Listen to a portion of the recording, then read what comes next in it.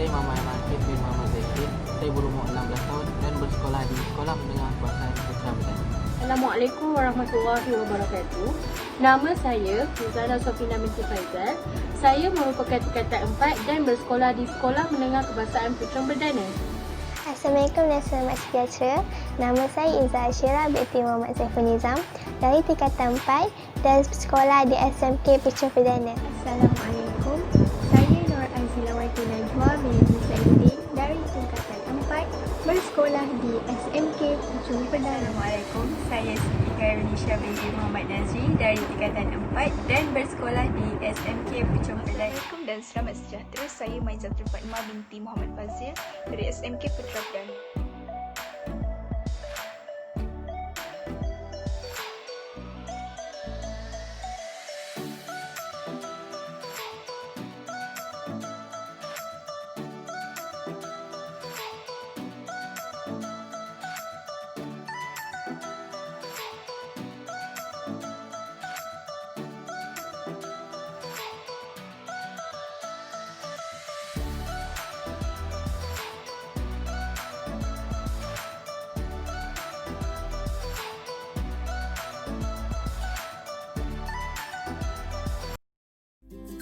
Assalamualaikum warahmatullahi wabarakatuh dan selamat sejahtera.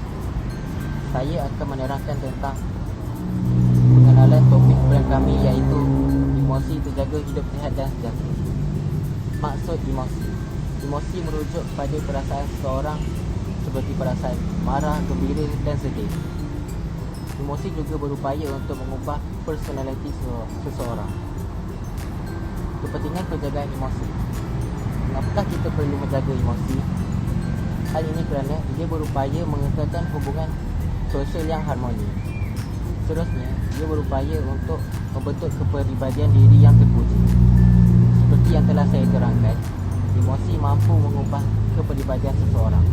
Jika seseorang itu mengalami gangguan emosi, jadi dia akan menyebabkan kepribadiannya juga akan berubah ke arah yang lebih negatif. Seterusnya, dia membolehkan individu untuk memberikan tumpuan dan fokus dalam melakukan sesuatu. Sebagai contoh, macam dalam proses pembelajaran dan menjalankan tugas di tempat kerja. Seterusnya ialah dapat mengurangkan perasaan negatif dan pemikiran negatif. Faktor yang mempengaruhi emosi dan minda. Antara faktor yang mempengaruhi emosi ialah rasa malu yang berlebihan. Hal ini berkemungkinan disebabkan oleh kesilapan masa lalu yang telah dilakukan serta latar belakang kehidupan yang kurang baik. Faktor yang seterusnya ialah masalah dalam akademik. Sebagai contoh ialah lemah dalam setengah mata pelajaran serta kurang aktif dalam kelas. Faktor yang seterusnya ialah mengalami penyakit kronik. Seperti yang kita tahu, manusia yang mengalami penyakit ini mudah berasa kurang semangat serta berasa kurang keyakinan diri untuk menjalankan terus kehidupan. Hal ini menjadi salah satu penyumbang kepada gangguan emosi. Faktor yang seterusnya ialah masalah keluarga. Antara masalah keluarga yang menyumbang kepada gangguan emosi ialah kehilangan ahli keluarga yang terdekat, ibu bapa yang mengalami masalah rumah tangga serta pergaduhan antara adik-beradik. Faktor yang terakhir ialah trauma psikologi dan emosi. Trauma ini berkemungkinan disebabkan oleh individu tersebut pernah menjadi mangsa buli ataupun mangsa penderaan sama ada melalui mental ataupun fizikal yang menyebabkan seorang itu mengalami tekanan. Setakat itu saja perkongsian saya. Topik yang seterusnya akan diteruskan oleh Fuzana. Assalamualaikum warahmatullahi wabarakatuh.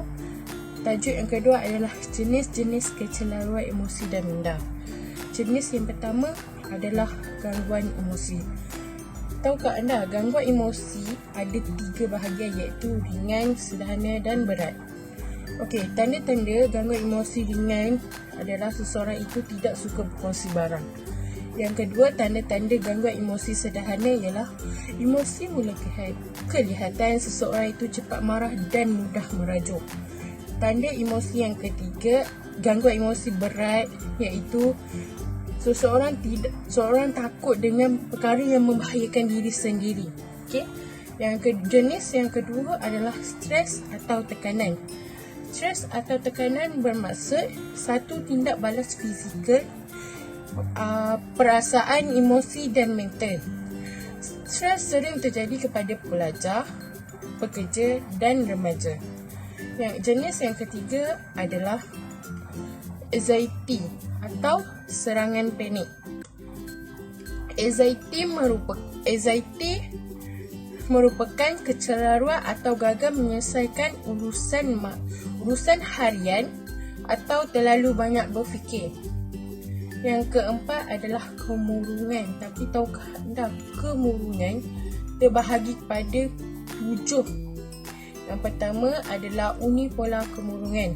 Unipolar kemurungan biasanya pesakit akan mengalami tanda-tanda yang boleh mempengaruhi keupayaan sendiri seperti bekerja. Yang kedua adalah bipolar kemurungan. Bipolar kemurungan merupakan gangguan emosi secara berpanjangan kepada penghidapnya. Yang ketiga adalah dysthymia atau dipanggil sebagai kemurungan berpanjangan. Dysthymia merupakan masalah yang kurang serius tetapi penghidapnya mengalami secara berpanjangan. Yang keempat adalah kemurungan selepas bersalin. Jenis kemurungan ini biasanya berlaku selepas bersalin. Yang kelima adalah kemurungan psikotik atau mendengar suara halus. Kemurungan psikotik ni kepada individu yang menghidap dysthymia tadi. Yang keenam adalah kemurungan efektif atau orang panggil kemurungan bermusim. Jenis kemurungan ini biasanya dikaitkan dengan musim. Yang terakhir adalah kemurungan remaja. Kemurungan tidak mengenal siapa, remaja juga boleh mengalami. Dr. Yusni pernah berkata, satu hakikat yang harus difahami, bunuh diri tidak boleh dikaitkan dengan kemurungan kecuali seseorang itu mempunyai niat. Assalamualaikum. Tajuk yang ketiga yang akan saya bincangkan pula ialah berkenaan dengan kesan-kesan kecelaruan emosi dan minda. Terdapat banyak kesan negatif apabila seseorang itu mengalami kecelaruan emosi dan minda. Kesan yang pertama, seseorang itu akan lebih gemar untuk mendiamkan dirinya. Sebagai contoh, Alia merupakan seorang murid yang peramah dan aktif di sekolahnya. Tetapi apabila beliau mengalami kecelaruan emosi dan minda seperti stres, beliau akan lebih gemar untuk mendiamkan dirinya di hadapan orang ramai dan membuatkan orang lain tertanya-tanya tentang kelakuannya itu. Selain itu, kesan kedua pula ialah seseorang itu akan menunjukkan reaksi yang berlebihan terhadap kejadian-kejadian yang biasa seperti marah dan sedih. Di mana apabila seseorang itu mengalami tekanan emosi, beliau akan menunjukkan reaksi yang abnormal dan berlebihan. Sebagai contoh, beliau akan memaki hamun dan marah terhadap seseorang yang terlanggarnya tanpa sengaja. Seterusnya, kesan kecelaruan emosi dan minda yang ketiga pula ialah seseorang itu akan menunjukkan rasa tidak gembira terhadap pencapaian dirinya sendiri seperti situasi di dalam gambar raja ini.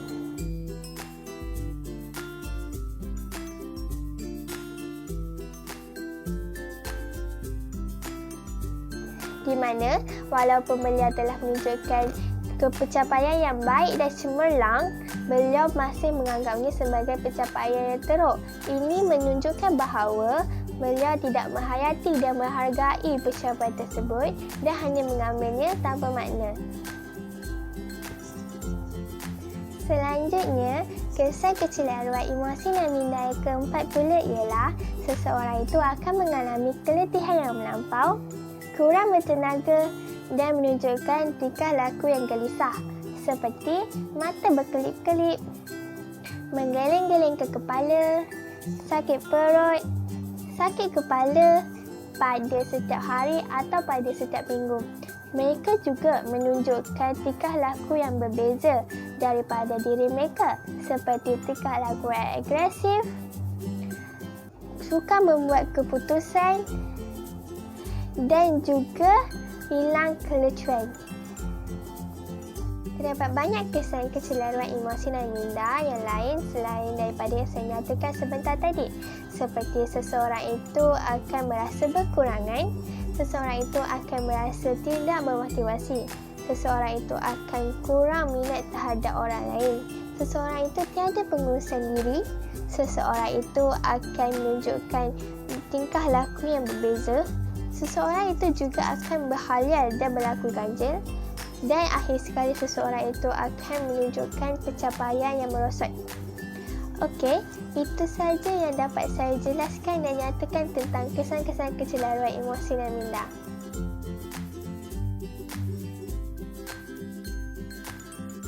Tajuk yang keempat pula ialah pengurusan stres menggunakan kaedah relaksasi dan urutan. Pada hari ini, saya akan menunjukkan 2 teknik untuk menguruskan stres yang sering kita hadapi. Teknik yang pertama dipanggil relaxation routine, yang bermaksud rutin bersantai. Caranya, cari kedudukan yang selesa, kemudian tenangkan fikiran dan bernafas secara perlahan-lahan. Genggam tangan sekuat-kuatnya dan kira sehingga 10.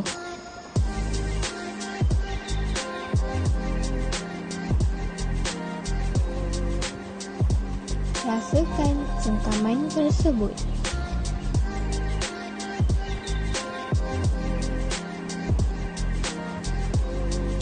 Kemudian, lepaskan genggaman dengan perlahan-lahan dalam kiraan 10.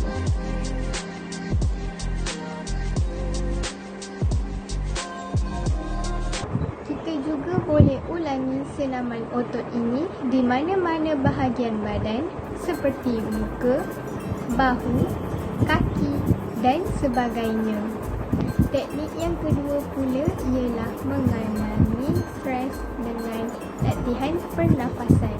Latihan bernafas secara mendalam boleh meningkatkan pertukaran oksigen dan karbon dioksida di dalam sel badan.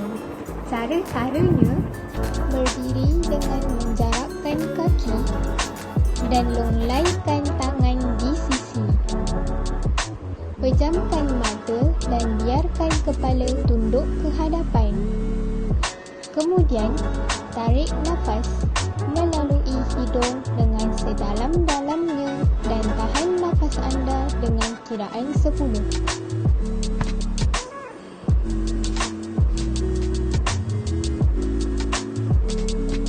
Selepas itu, hembuskan nafas perlahan-lahan melalui hidung. Terapkan perasaan lega pada setiap hembusan nafas. Ulangi langkah-langkah ini sebanyak 5 kali sehingga anda merasa tenang dan rileks. Akhirnya, buka mata anda perlahan-lahan. Tajuk yang saya dapat ialah teknik pemikiran positif melalui kata-kata hikmah.